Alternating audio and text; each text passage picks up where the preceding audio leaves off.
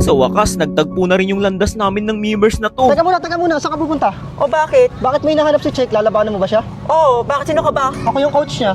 Eh, di naman ikaw inahanap ko eh. Wala akong pakialam, tumabi ka dyan. Medyo hindi ko nagustuhan yung ginawa niya sa coach ko. Check! Bigyan mo nga ng laksyan to. Mukhang hindi ako nito kilala eh. Ipatikin mo nga yung mga tinuro ko sa'yo. Ang dami yung alam, may pa-coach-coach ka pang nalalaman, chick. Tara na. Pupunta dito, bigyan ka ng leksyon. Guys, kalaban ko ngayon itong memers na to. Tignan natin kung tatagos to. Talagang tatagos ako, no? Akala mo wala akong bitaw. Sobrang nalugi ako sa kanya nung early game kasi halos ayaw niya akong pakuhanin ng minions. Wala akong ibang magawa kundi mag-tower hug muna. Inoobserbahan ko lang lahat ng kanyang pakana. Pero kahit low HP na ako, pinipilit ko paling i-grill yung mid lane ko. Sa paraang yan, naguguluhan siya kung ano ba ang binabalak kong plano. Akala niya nga mapipitas niya na ako sa puntong to eh. Hindi niya alam, pinapalapit ko lang siya sa torre. Kaya ko naman sana siyang bigyan dun guys, kaso nga lang medyo naaawa pa ako. Ngunit nang makahanap ako ng tamang tempo, hindi na ako nagdalawang isip para pasukin to. Buong akala ko guys, mabubura ko na siya sa mapa, pero kabaliktaran pala. Kita nyo naman yung ulti niya, napakadaya.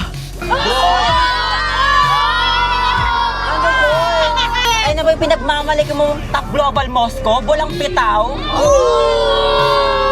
Tamang pasundot-sundot lang muna ako at umaasa sa bato. Napakaswerte niya kasi hindi tumama yung ulti ko. Talagang kabisadong-kabisado niya na yung kanyang hero. Pero hindi ko pa rin masasabing siya ay veterano. Oo, top global siya sa Melissa, pero sa 1v1 hindi niya ako makakaya. Nakipagsabayan na ako sa part na to. Gulat na gulat siya sa sobrang sakit ko.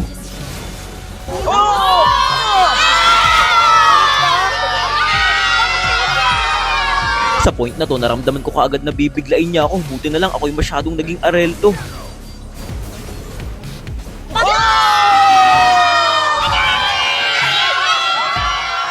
Napakalaking pagkakamali yung ginawa ko dito. Hawak ko na sana ang kalamangan kaso naisip ko pa siyang dikitan.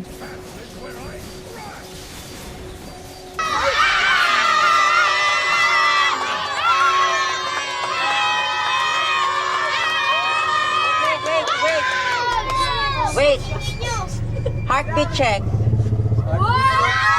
Heto yung huli naming pagtutuos, talagang pinanginig ko yung mga darili niya. Hinabol ko ng hinabol kahit sa loob ng tore, yung sakit hindi ko ininda. Hindi ako papayag na basta-basta lang matalo dito. Lahat ng mga bata sa akin sumusuporta, hindi mabibigo.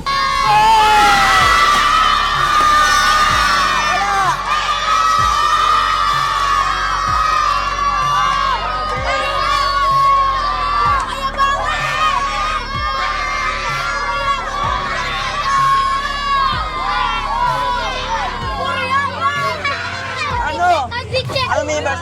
Heartbeat check.